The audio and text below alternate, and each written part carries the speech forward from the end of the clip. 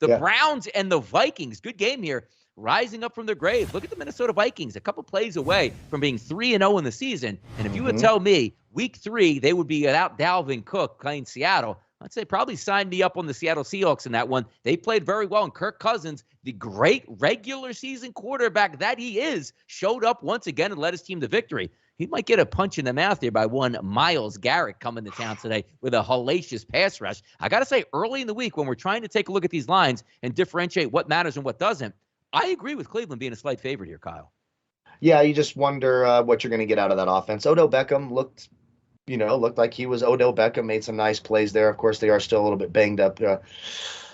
The Vikings are a different team at home. Kirk Cousins is a different quarterback at home. Now, he's not great against winning teams. And earlier in the look, you know how I feel about the Vikings. Those wide receivers are tough to contain. When Thielen and Jefferson get going, that offense can really move. Looking at both of their team totals, you got 27.5 for Cleveland, 26.5 for Minnesota. That one sort of interests me. If I can get them under that 27 number, they're going to have to score points.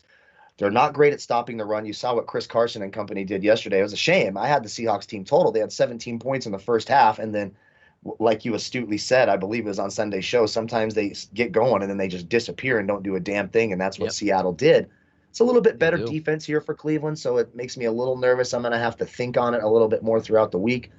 Early on, Vikings over 26.5 makes a lot of sense. Just to touch on the Jets, their team totals at 19.5. Don't you just smash the under on that? Do you expect to make it to 20 points? I think under 19. And I don't know if I've ever taken a team total under in the NFL, but this might be the first time I might be taking that under 19.5. But yeah, right now, early in the week, I lean Cleveland. I want to watch some more of that game yesterday. I was trying to get the hell away from it. It was so brutal to watch Justin Fields on the field. It's going to be a real test in the dome. Two good offenses. There's a little bit more firepower from Minnesota, so I will say they are a live dog at home right now. This game should be a lot of fun. I think the line is right. It's a close game, essentially a pick 'em. Early in the week, I'll take that defense of Cleveland more than Minnesota's. That's what gives them the slight edge to me early on.